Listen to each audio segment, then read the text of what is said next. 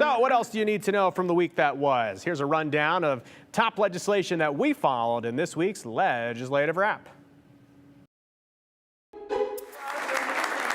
The week that was kicked off with smiles in the governor's office, a new law signed to help Idaho women catch breast cancer development through comprehensive scans, an emotional tie for Representative Brooke Green, the bill's sponsor, who is currently fighting breast cancer for a second time. The new law requires most insurance companies to cover supplemental breast cancer screenings like ultrasounds and MRIs for high-risk patients. We actually have some of the lowest actual screenings of women in the United States. What we're seeing is a lot of women who are not taking advantage of their diagnostic imaging because the cost is so prohibitive. Later in the week, a group of Idaho lawmakers shaved their head in support of Green and the fight against breast cancer.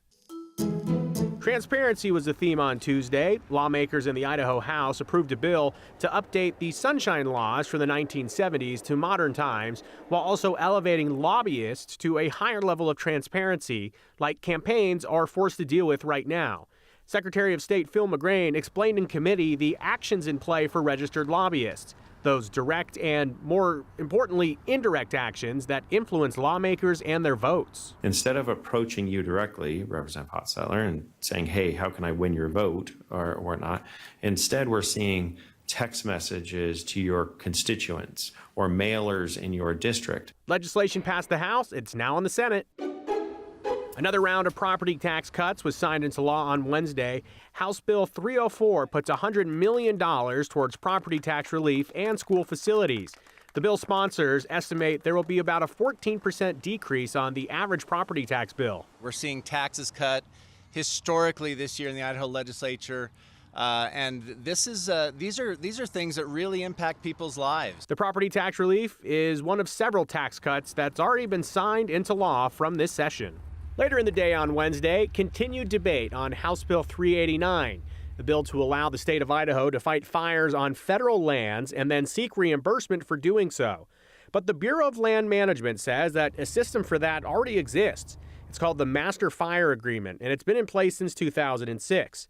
The legislation would also give Idaho's Attorney General authority to seek reimbursement through civil suits against the federal government. But critics are concerned that that would violate the existing agreement. I'm trying to figure out how the Attorney General's office is going to have a chance at being successful in a lawsuit when we've already entered into an agreement regarding who pays what in these situations and who has what obligations. Up next, full Senate is set to debate this legislation. Major news on Thursday. House Bill 83 makes undocumented entry into Idaho a misdemeanor and re-entry a felony. It was signed into law by Governor Brad Little. It creates a new crime of, quote, trafficking a dangerous alien for anyone knowingly bringing an undocumented, dangerous convicted criminal into the state of Idaho. The law went into effect immediately per an emergency clause. Critics say that the law is illegal, with a court challenge already filed. And a temporary restraining order was granted for the case to pause the enforcement of the law for 14 days. The lawsuit violates the U.S. Constitution in 3 ways. First of all, immigration is exclusively within the purview of the federal government. Any state laws that relate to immigration at all or that conflict with federal law are preempted and are unconstitutional. And that's a legislative wrap.